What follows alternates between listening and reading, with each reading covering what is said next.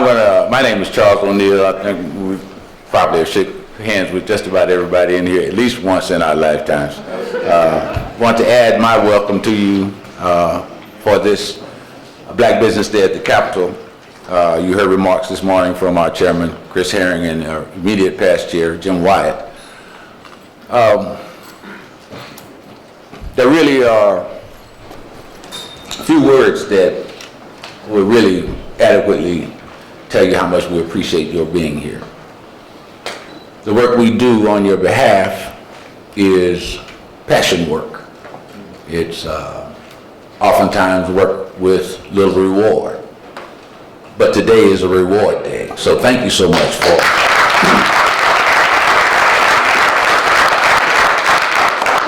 for your presence.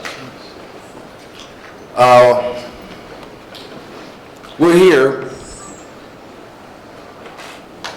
because the state of Texas has been unresponsive to your needs.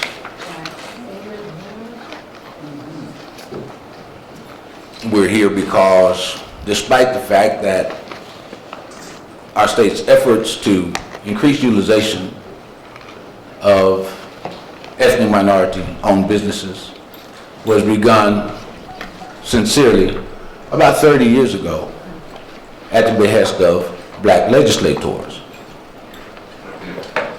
In the most recent budgets, black businesses have earned less than all other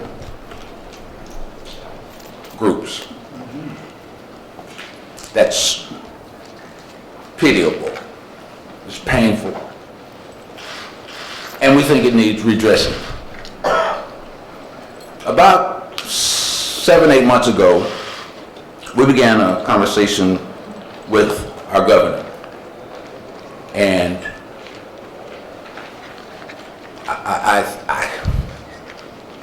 he'll be down here just in just a few minutes, but I want you to know that, Jim, if you remember, in 2012, as we started the legislative session, we sent a letter to Governor then Perry.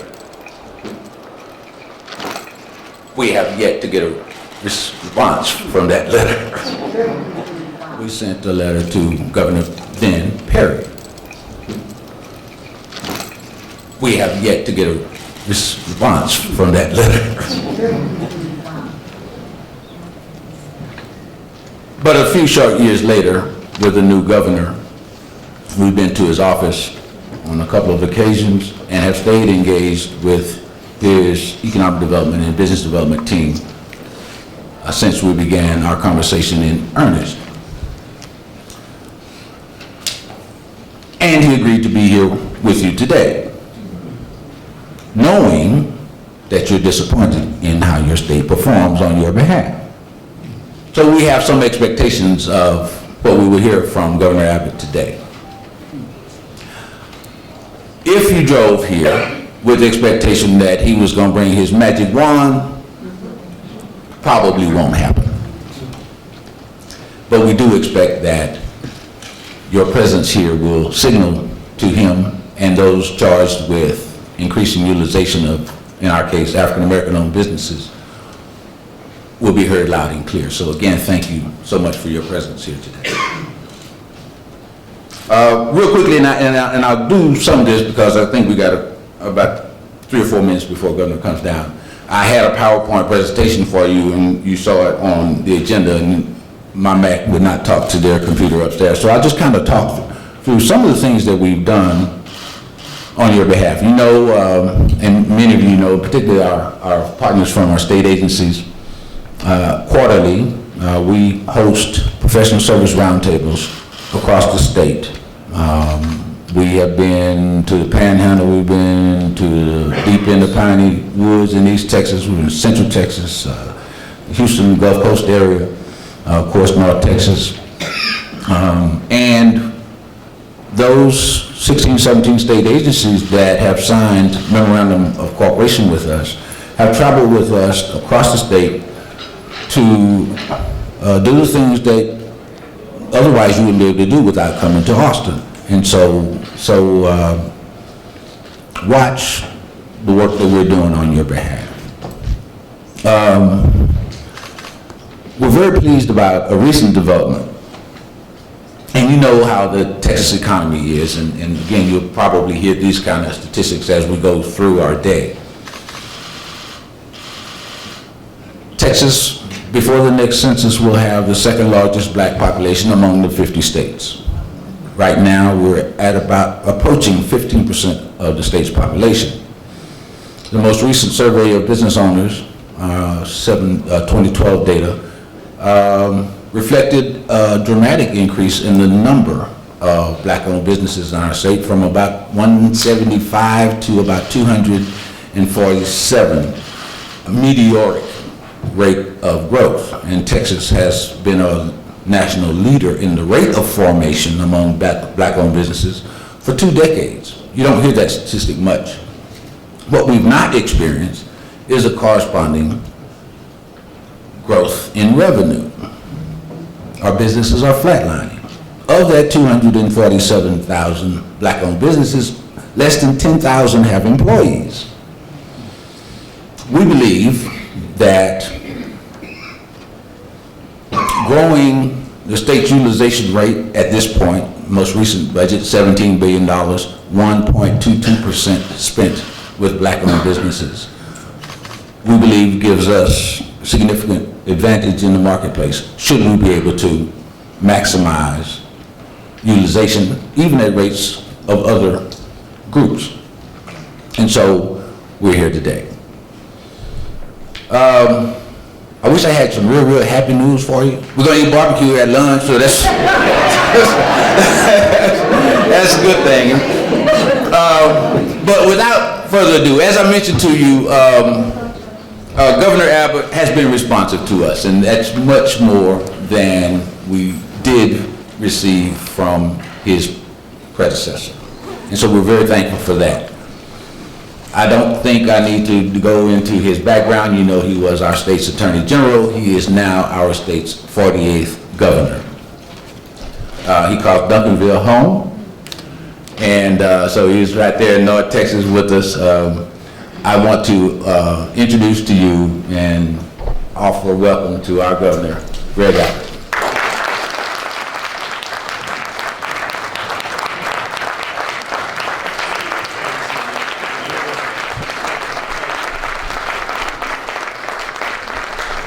Well, thank you all for that warm welcome, and thank you for your very kind introduction. And let me, if I could, just kind of pick up on where you left off. There is a very interesting reality, and that is I had the opportunity to go visit with the Black Chamber of Commerce in Fort Worth, Texas. This was, about a year ago. And you all came up to me after my presentation of the Black Chamber of Commerce, asking if there was any possibility whatsoever that I would visit with you all in further detail to talk about where we can go from where we were at the time of that presentation. And I know you really didn't believe me when I said that I would meet with you. You know, yeah, we got another guy coming in here just making promises who is not going to live up to those promises. And I know there was some slight level of surprise on your part when we had you over into the governor's office in the Capitol, where we got to sit down and visit in even more detail about the vision, the plan, and the way forward. And then maybe even more surprise when I agreed to show up and visit with you here today.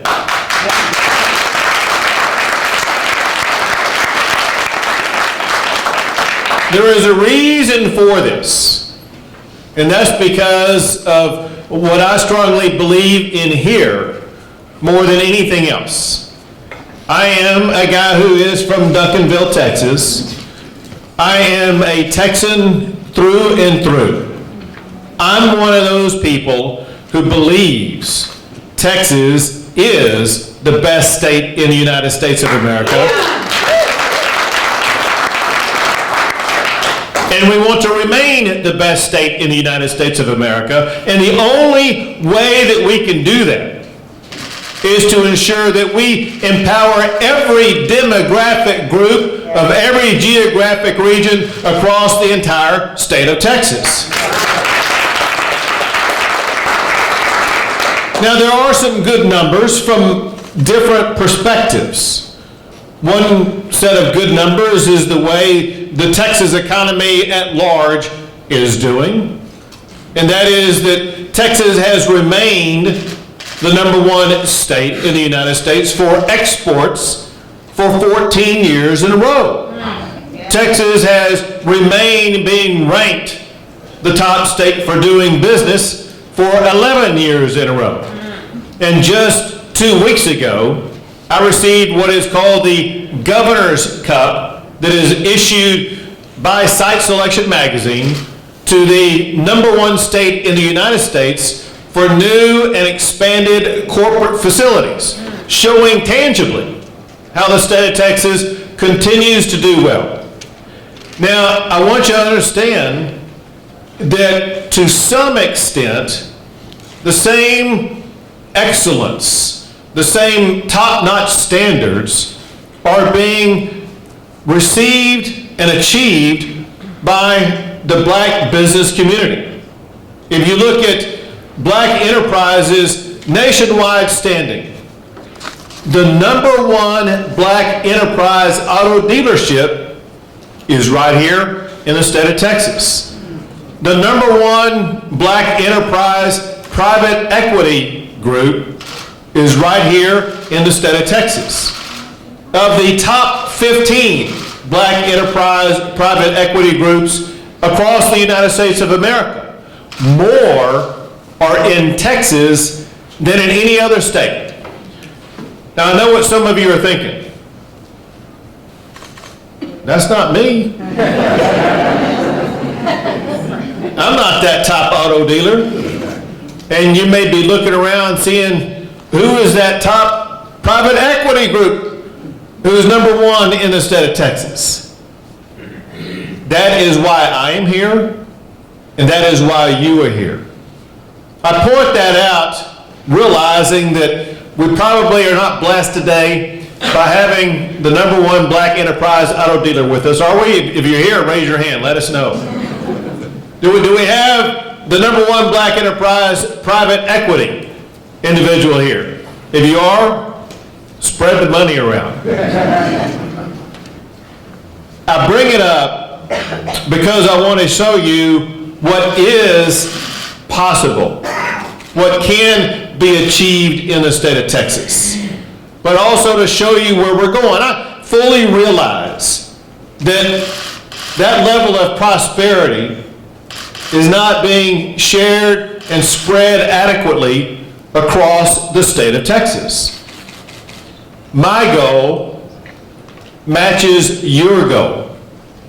If we are going to remain the best, most prosperous state in the nation, we need to ensure that level of prosperity is shared across the state of Texas. And so we are here to work with you, to help you achieve your goal. Many of you are probably entrepreneurs, small business owners, those who have a dream, a vision, and a work ethic to achieve your own level of prosperity. We have individuals in our office who can and will, are ready, willing, and able to work with you to elevate your business even more. One is Tracy McDaniel, who is in charge of our, you know Tracy, in charge of our economic development team. If you don't know her, you need to get to know her. Aside from that is the entire economic development team all together. Because what their charge is, what their responsibility is to work on economic development writ large. We understand the math, and that is if we can elevate the African American business community, it is going to have an outsized effect on lifting up the entire state of Texas economically.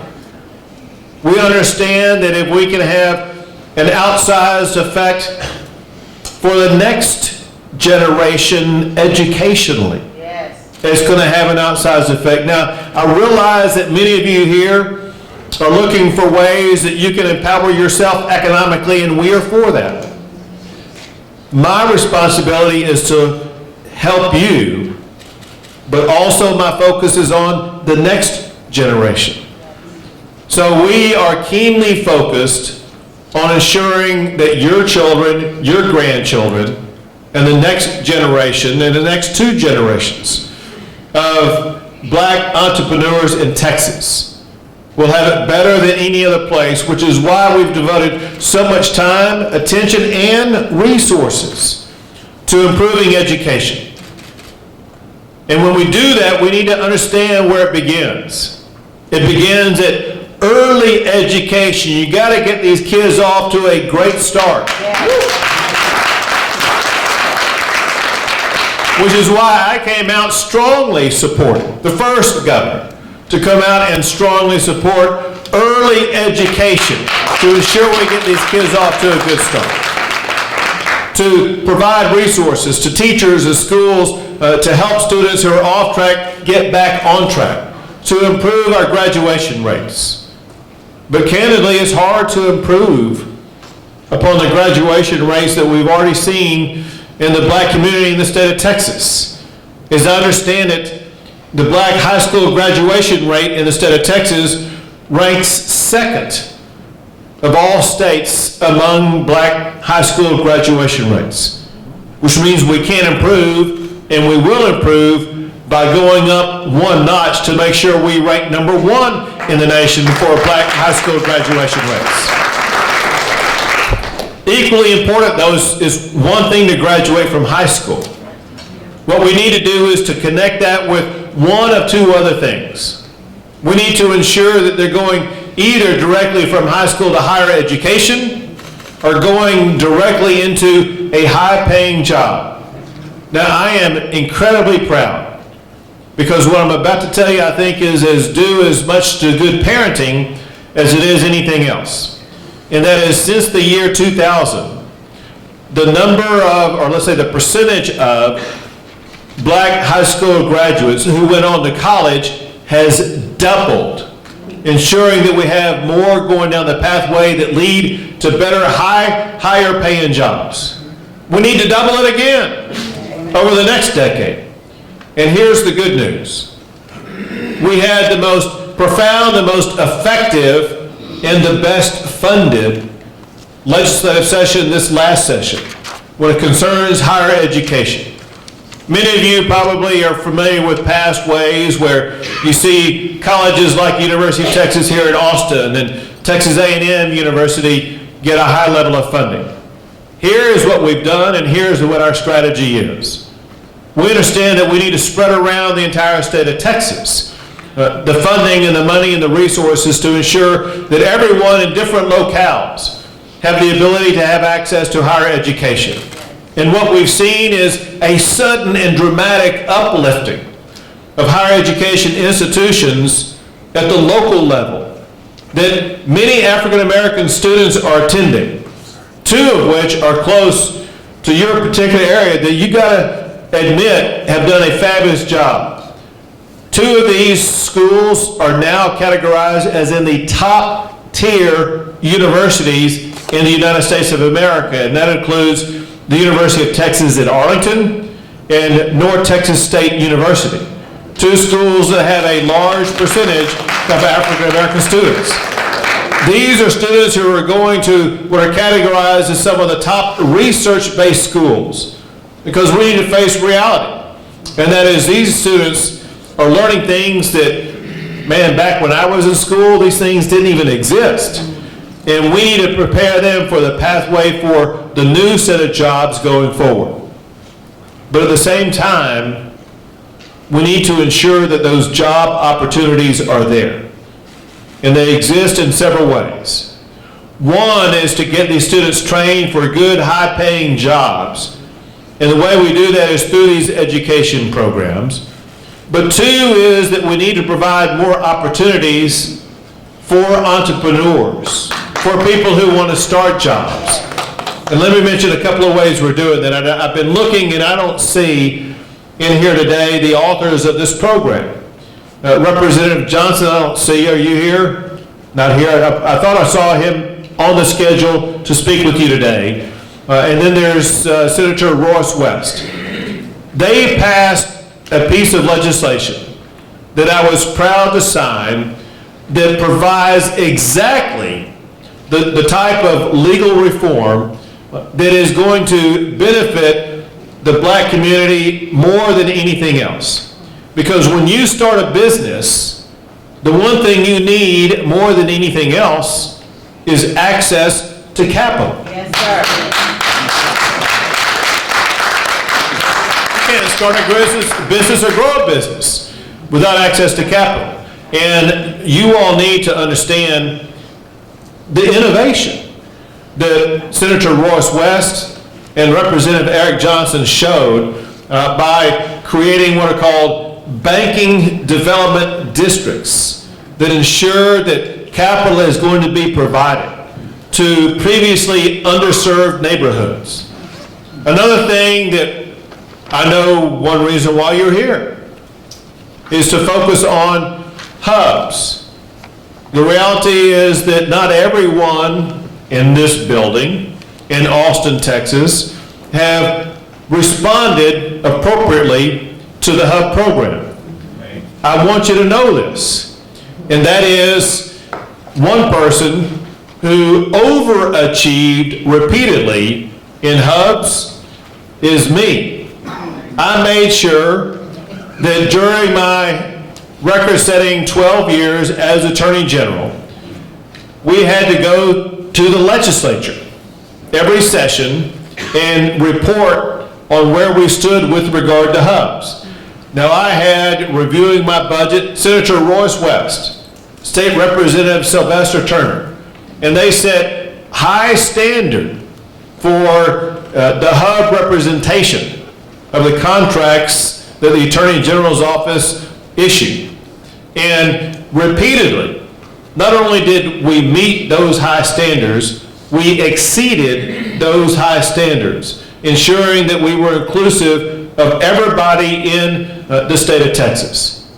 If I can do it, everybody else in the Capitol can do it too. The bottom line is this: I want to see the state of Texas succeed. That is my goal. The state of Texas is not going to succeed if anybody gets left behind. Everybody must enjoy the fruits of prosperity that the state of Texas has to offer. That includes you, and you have my commitment to work with you to help you start, grow, and expand businesses and business opportunities here in the great state of Texas. So thank you for the role you play. God bless you all. I wish you all the very best. Thank you so much, and welcome to Austin.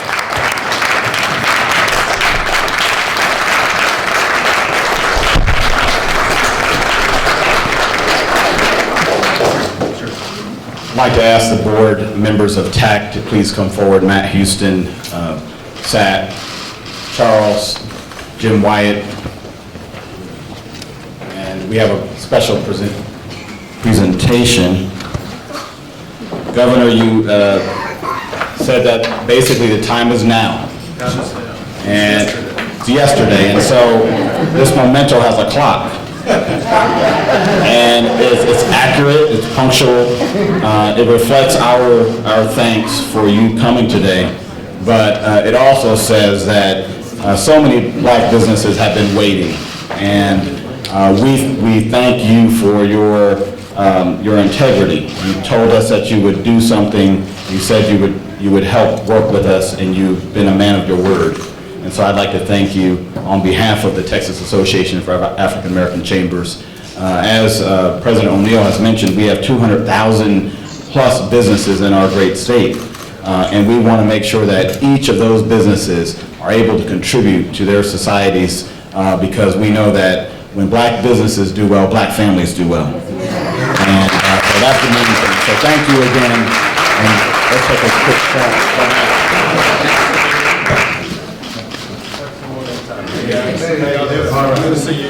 Carolyn, you this one, please?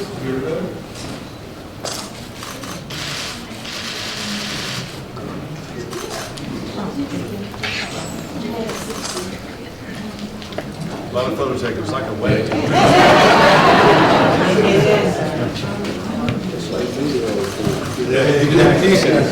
Good to see you all. So good to see you again. Thank you, man, for being here. All you do. Sure. Great to see you. Good to see you. Thank you. I appreciate you guys for the work. Yeah, our doors up. I'll do it. Count on that. Yeah. I'm always open for more. Well, I'm doing a speech at lunchtime. Okay.